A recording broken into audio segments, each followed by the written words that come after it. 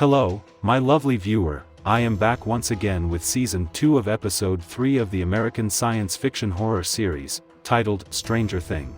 Watch the full video to find out the interesting part and please take care. As a disclaimer, this video includes my own analysis, commentary, and it's not a substitute of the full movie. Click the link below to watch, buy or rent the movie. In the beginning of this episode we see Dustin acting weird with his mom. She is worried again, thinking that Dustin is suffering from constipation. Dustin's cat looks at the box that Dustin is carrying and hisses at it.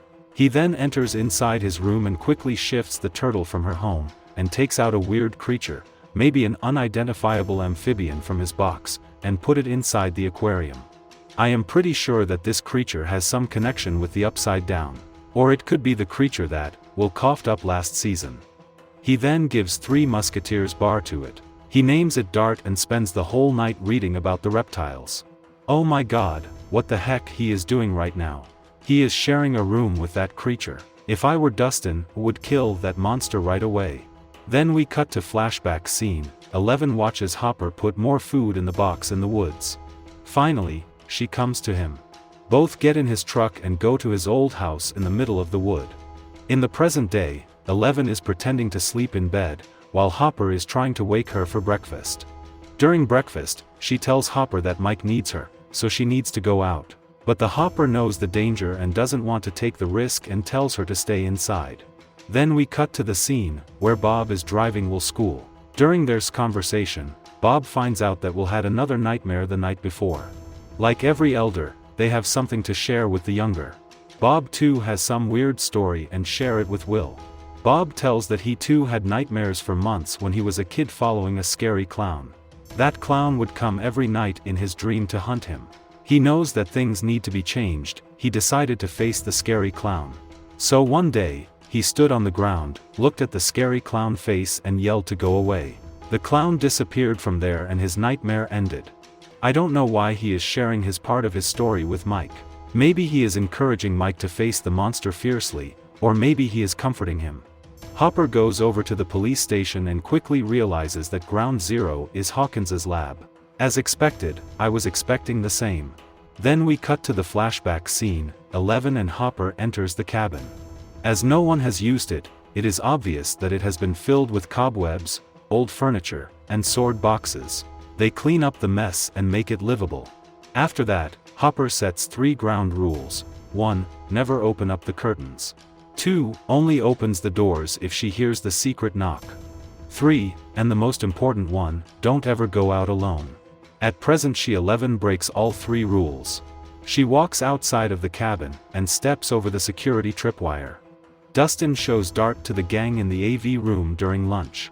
He explains his inability to identify his potential new species. Will remembers the larva he coughed up. In the meantime, Hopper is at the lab. He meets Owens and tells him the evidence of the rot sites connecting to the lab. On the other hand, Owens denies the connection between the rot site and the lab. But the Hopper keeps insisting that it has and asks him to run a test on the farmer's field. Hopper keeps the lab's secret to himself, and the lab keeps the shit out of the town.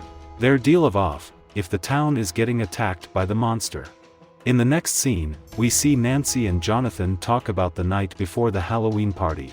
Nancy is filled with the guilt of Barb's death and says that Jonathan's situation is at least good because Will is alive. But her situation is different. Barb's parents don't know about her. Though she knows about the Barb but cannot say it. And this is killing her inside. Jonathan is still guilty and angry, but also knows the fact that all of the people who did this are dead.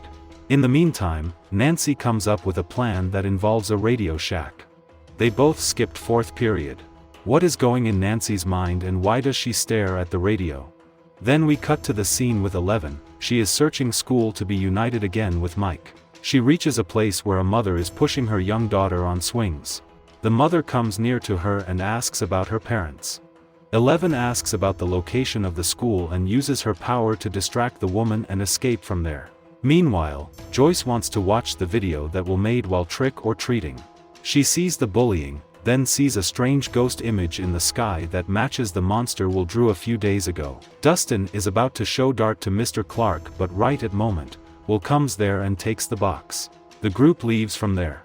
The boys lock inside the AV room again and start to talk about the dart. Mike says that Dart might be upside down and is in danger to keep with them. They assume that Will may have developed true sight upside down and what he is seeing in his episodes is real. So Mike wants to hand it over to Hopper, but Dustin doesn't want to risk Dart's life. What a moron, he is going to regret it soon. Dart starts to scream, so they let her out. Then its back legs pop out from its body. This frightens Mike and is about to hit the dart, but Dustin stops him. In the meantime, the boys have left Max outside and now use a hairpin to open the lock. She opens the door, Dart escapes from there. The group starts to search for it. Dart is lost. In the meantime, 11 makes it to the school. Mike finds Max in the boys' room to the gym and they have an argument. Max follows him and wants to know the reason why he hates her. Max wants to be a part of the group, but Mike rejects her saying that the group is already packed. She skateboards around him and says that she could be Zoomer. 11 finds them and assumes that they are flirting. She stays hidden and uses her power to knock Max off the skateboard, and leaves form there before Mike sees her. Max tells him how falling off felt. Mike then suspects 11 and goes to look for her. In the next scene, Jonathan and Nancy go over to Nancy's house to continue working on their project. Karen is astounded to see Jonathan. They enter Nancy's room and instantly make a call to Barb's mom and ask her to meet them at a local park. She tells them that she has some information about Barb and cannot tell her on the phone. Unfortunately, Hawkins Labs listens to their conversation. Then we cut to a scene where Dr. Onans and his team are collecting the sample from the damaged pumpkins, other plants, and soils. Joyce finds that the AV club is cancelled and rushes to the school to pick up the Will. In the meantime, Will finds the dart in the bathroom. He quickly informs the group. Dart looks at him and hisses. This takes him again the upside down. Will finds himself in the mirror of the school. He becomes scared and runs from there.